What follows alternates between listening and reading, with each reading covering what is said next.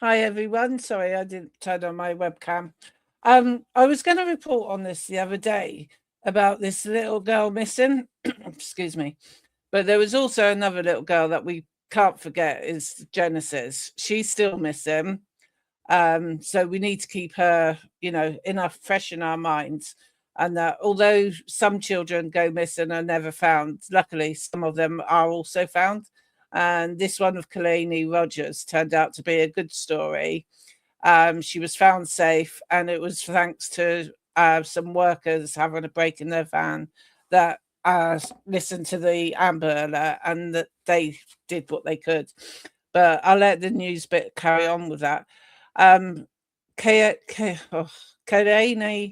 Rogers, on the 20th of February, around about 11:30 p.m., Kehlani was last seen at her home in the area of 118th Avenue, Edgemont Ave. Kehlani was last seen wearing pink pajamas with braids. Kehlani was last seen with an adult female known as Marina, who was described as short, thin build, white female, brown hair, hazel eyes, wearing a white shirt and pink and purple pants and a ponytail.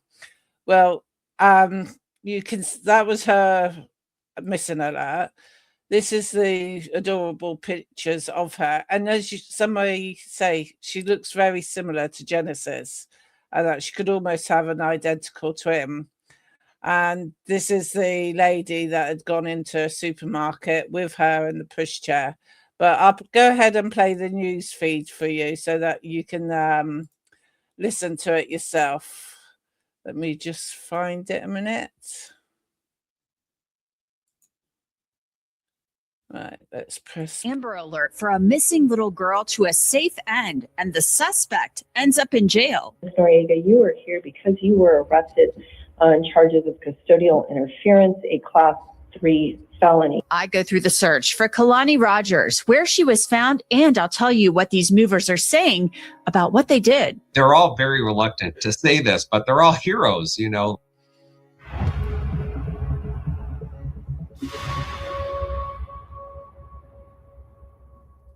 Welcome to Crime Fix. I'm Anjanette Levy. A little girl who was taken from her parents in Arizona is back with them, thanks to a worker at a convenience store and some quick thinking movers. The girl was only 2 years old. And what is really scary is that police say she was taken from her home by a woman who later tried to claim she was her own child. This case takes us to Arizona and a town called Avondale outside of Phoenix. On Saturday, February 21st, just before 2 p.m. Mountain Time, Avondale police issued an Amber Alert for Kehlani Rogers. The alert said she was last seen at her home the night before, wearing pink pajamas and braids. And the woman police said she was last seen with, Marina Noriega. Noriega was described as a white female who was thin with brown hair, hazel eyes, and wearing a white shirt and pink fuzzy pants. People in Avondale, Arizona, got alerts on their phones, and they were on the lookout. A photo circulated showing Noriega with Kehlani in a stroller at a store. It was 6:51 a.m. on Sunday, February 24th. A man who works for Camelback Moving was sitting in one of the company's trucks enjoying his coffee. Look at the screen on your left. You'll see a silver truck pull in and park in a parking space.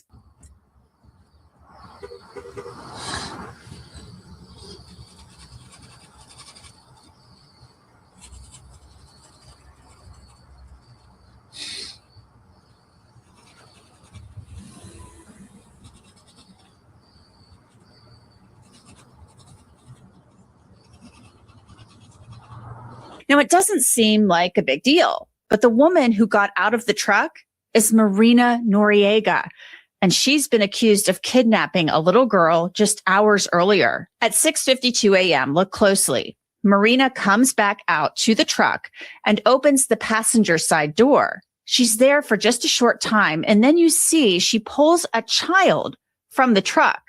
Then Noriega walks back into the Quick Trip with the child. Again, it seems like a normal day outside of the convenience store. It's 6:53 a.m. and the Camelback movers, they're just hanging out outside of the moving truck. They have coffee and donuts.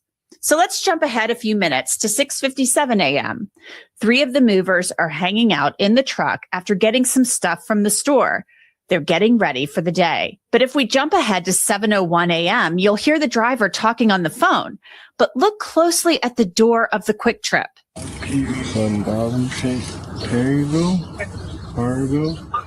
not going to go grocery shopping, but I can do it online and just go get you the credit card so that I can get all the deals and shit.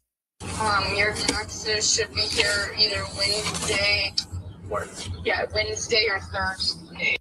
Mesa? You get the update? I have your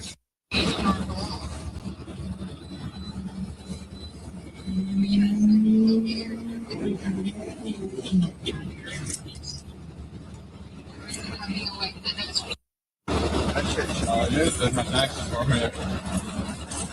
I don't know all of your info. I have to guess your I can't boost the sound up anymore. 1 year I was busy. My day. Now you can see that Marina Noriega has walked out of the Quick Trip with the little girl. They're back at the silver truck. The little girl is loaded into the truck and the door closes. But then an employee from the Quick Trip comes out and approaches the movers. Security guard took a picture of her, and he's like looking at her. And in the thing it said the lady's wearing like pink pants. The Amber Alert that went out yesterday? Never? Yesterday? That Yeah. one. Oh, what? Yeah. Did I block the truck? Huh? Did I block them? You know, security call the cops or what? He's on the phone with the cops right now. Because the cops I will want to get get their license plate. for the Amber Alert. The cops will be here quick. Oh, yeah. Oh, hell yeah. I'm about to get the license plate. I'm about to just park in front of them. Just go, yeah. Stop in front of him so I can get it.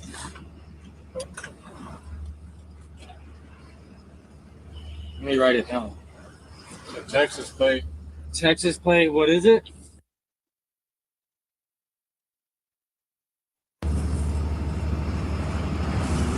He did say a little black girl too. Yeah.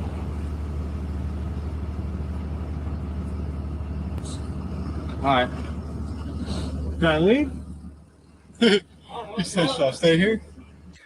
I like the way these three are just so calm and collected and so cool. You know, if it was me, I'd be all excited thinking, yes, I'm going to find this little girl. But they're just so cool about it. You know, they're unbiased about it. But well done to these guys, because if it hadn't been for them being in the right place at the right time, who knows where she would have landed up being. Hell yeah, you should stay there until you got confirmation that it's not that little girl. The little girl act like she knew her though. You know? They said on the news it's her nanny or something Oh. that kidnapped that little Oh, girl. Did she have braids? Huh? Did the girl have braids? I don't see. Oh. Oh, the girl on the picture? Yeah. She has curly brown black hair like JoJo Babe, but she has the 3-piece side with what do you call those? Rubber bands on it. And the Amber Alert. And they look all. Take a picture of it? I'll do it scheduled. But yeah. So the movers, they stay there, blocking in the silver truck carrying Marina Noriega and Kehlani Rogers until police arrive. And because this is an Amber Alert, plenty of police officers arrive. You can see the number of officers from another Camelback cruise cameras. Cruisers surround the truck with Texas plates. Kehlani Rogers was found safe and returned to her family. Marina Noriega was booked into the Maricopa County Jail on a custodial interference charge. She had been living with Kehlani's parents, according to police. A probable cause statement claims the victims described Marina telling them that she was dropped off in Arizona from California and had nowhere to stay and no family to contact as her boyfriend or father were in jail. The victims recalled Marina making spontaneous statements about her baby daddy. And when asked if she had children, she said she did, but later recanted that statement. The family also reported hearing Marina mentioning that she had a dead baby. The family thought the comments were strange, but allowed Marina to remain at the residence under the belief that Marina may have recanted personal details to protect herself around strangers. The victims indicated Marina mentioned she had been in a car accident and had gone to the hospital. Based upon Marina's summary of her life and current circumstances, the victims allowed Marina to spend the night at their residence in Avondale, which they share with their 3 children, each under 3 years old, and their adult cousin, who was visiting and occupied the spare room. It was sometime early Saturday morning that Kehlani's family says Marina Noriega left their home with their daughter. Police said they interviewed Marina Noriega, and she actually claimed that Kehlani was her own child. A post-Miranda interview was conducted with Marina, who initially claimed the child was her biological daughter, stating the child was born in Sacramento in September of 2021, 2 years before the child was actually born, and that the child had been abducted from the hospital. Marina claimed to have come to Arizona to find family and located her long-lost child, coincidentally, at a residence near 107th Street. Marina struggled to spell the name of the child she claimed to have birthed under the name Melina, Malai, Melina, and Melini Noriega, and said she put her own father's name, Alex Noriega, on the birth certificate despite her father not conceiving his granddaughter. Throughout the interview, Marina provided inconsistent statements and vague details regarding the child's birth, alleged prior abduction, and how or where she located the child. Marina would not provide verifiable names, addresses, or timelines, and admitted a glass pipe located on her person during a search incident to arrest was a pipe she used the day prior to her arrest to smoke methamphetamine during the time she had control of the child. Eventually, police say Noriega came clean and admitted that Kehlani was not her child and said she did not have plans to sell her or harm her, and she didn't really have a reason for taking Kehlani. All right, ma'am. Go ahead, state your name. Marina Noriega. Marina Noriega appeared in court on that charge the day after her arrest. Thank you. All right, Mr. Garcia, having read the Form 4, I do agree with Mr. Garcia that defendant is a risk to the community, and that and I am going to go ahead, as I stated, and set that $250,000 cash only appearance bond in this matter. In addition, in the event you were able to post that cash only appearance bond, you would be subject to additional release conditions, including electronic monitoring, house arrest. You're not to return to the scene of the alleged crime. You're not to have any contact with any alleged victim, complainant, or witness. You're not to have any contact with any minors. There are no exceptions to that. You are not to possess any weapons, no drugs without a valid prescription, and no alcohol. The prosecutor also pointed out that Noriega, as I mentioned, had used drugs while she was with Kehlani. Yes, Your Honor. I'm sorry. Just to circle back to the drug testing issue, I did a once over on the Form 4. I did find the basis for our recommendation. Your Honor, toward the end of the Form 4, it does appear that the defendant admitted that a glass pipe was located on her person during the search, and she admitted to using smoking methamphetamine the day before, and that was during the time she had control of the child. Thank you. Marina Noriega's bail was set at $250,000 with the conditions the judge listed about not having contact with the victims. But let's circle back to those movers from Camelback Moving who boxed in Noriega at the Quick Trip so she couldn't leave with Kehlani. They played a pivotal role in bringing this Amber Alert to an end. So cool. So I'd like to bring in Chad Olson. He is the president and founder of Camelback Moving, and his employees are really a big part of this story. So Chad, thanks for joining me. Talk to me a little bit about what happened on Sunday when your guys, I guess, were out on a job and they are asked for help by this employee at the gas station. Well, I would say it really started Saturday night because we all received this Amber Alert on our phones. They came in, anything from any time from Saturday afternoon. I got mine at 1 a.m. So, many people were aware and alerted to this situation with this little girl before Sunday even happened.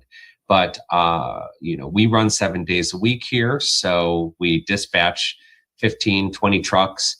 And they're part of the regular routine is they stop at the QT gas station to get their coffee and their energy drinks and their donuts in the morning before going to our clients' homes. So we had 8 movers, 3 crews, so 3 trucks essentially, all at this QT, and we're familiar with the security guard that works there. So upon arriving, he had indicated to a few of the men that he thought that the Amber Alert victim and the suspect had just walked in and went to the bathroom. So a couple of our gentlemen went and casually grabbed the license plate, took a photo of the license plate. I think the security guard was a little reluctant to walk directly outside because they were parked right at the front door, and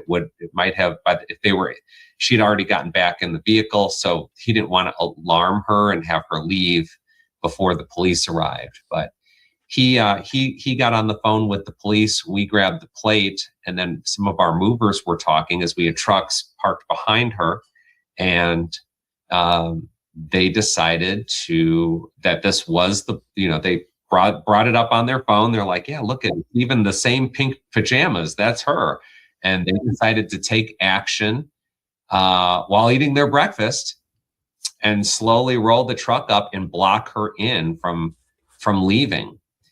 We had a second truck then as well get in behind her, but she was essentially trapped between the building and our truck at that point. They then kind of commenced to have like a water cooler morning conversation where just, they were casually talking, trying to be nonchalant about it. I don't think she was too suspicious until the very end. At the dash cam footage, you can see her kind of glancing back and maybe getting a little annoyed, like she's wanting to leave. But that's right when that 2 minutes, that's right when the police got there. That's crazy. And so your guys, they did the right thing. I mean, they did what anybody would do, I think. And so how do you become aware that your crew or your crews become involved in this? Because, they're just doing what they do every day. Everybody involved in this is just kind of living their lives, and they become embroiled in this abduction case. Yeah, I became aware when I got in a few hours later in the morning. I was alerted by my management staff, and I immediately was like, I went down and talked to the security guard. They're all very reluctant to to say this, but they're all heroes, and the Amber Alert system worked. There's so much good news here for what could have been a terrible, terrible situation. But, as a company, many of these employees are long-term employees. Some of them are newer, but as a company, we have core values like giving back to the community and being proactive. But this is a little different than that. This is a bunch of dads in the truck, and you may be able to hear children in my office right now. We were babysitting kids, for some of the interviews we did yesterday. We're a family company, and this was a bunch of men that were like, if this was my kid, we would, if this is the wrong person, we'll apologize. But we don't think it's the wrong person, and let's block them in. And, we were 8 deep there, and, so I don't think this was like a fight or flight type of dangerous involvement, but they got involved and did, which anybody could do. It's a great lesson for citizens. A small action can have a huge result. But here's the thing. Not everybody might get involved. And the thing that really gets me is that, we don't know if Kehlani could have been in some danger. We don't know how this woman could have reacted. So, the actions of the people around her could be very important. And it sounds like they did everything right. The authorities were called, they blocked her in so she couldn't leave. That prevents her from possibly fleeing with the child and getting into some type of, possible pursuit with police. So it sounds like everything worked, as well as it could and as perfectly as it could under those circumstances. Yeah, that's kind of what I think would have happened had we not done anything. Like, it would have been her probably leaving about a minute before the police arrived. So there would have been a lot of, potentially a car chase or something like that, really endangering the little girl. So we couldn't be more proud. Today they're teaching me, it's really a testament to their character. And just, the dash cam is really interesting that, we have these Samsara cameras, front and back facing, so that we are able to capture, all the footage is from our dash cams from the 3 trucks, all the police pulling up, her getting out of the vehicle with the child. But the internal dash cam is really interesting as well, because it shows the entire conversation and the technology working. I have one employee on his phone on a Snapchat call with his girlfriend. She's telling him that, here's the picture, like, look at, is this her? He's showing the driver on his phone. The other employees already got the plate. He's on the driver's side window saying, let's just block him in. Should we block him in? And my driver's eating his donut, just like, we'll block him in, we'll apologize for this later. So it was really just interesting to kind of see how the whole thing naturally formulated. Those dash cameras that you have, those in-car cameras are amazing, because it really does kind of tell the story in real time, as you mentioned. Are those just kind of like a safety feature that you have in there, or why do you have those? 100%. We have an entire fleet of vehicles out throughout the, Arizona and across the country on a daily basis. So having those are a few reasons. So one, there's AI in the cab. So if a driver was tired and looking, it will sound an alarm within the cab and also notify us in the office that we have a driver alertness issue. If there's, cleanliness as well, if they're smoking or vaping, we get alerted. But harsh braking, excessive speed notices, like insurance is big on it, but just anybody who's conscious of safety. And then just accidents, having the documentation, and we've had those cameras for about 4 years, and I think we've been exonerated in about 5 small fender benders because of them. So they've paid for themselves many times over. Cameras. I want to go back to your employees being kind of shy about this. I mean, you've called them heroes, and I think they are heroes, along with the guy at the gas station.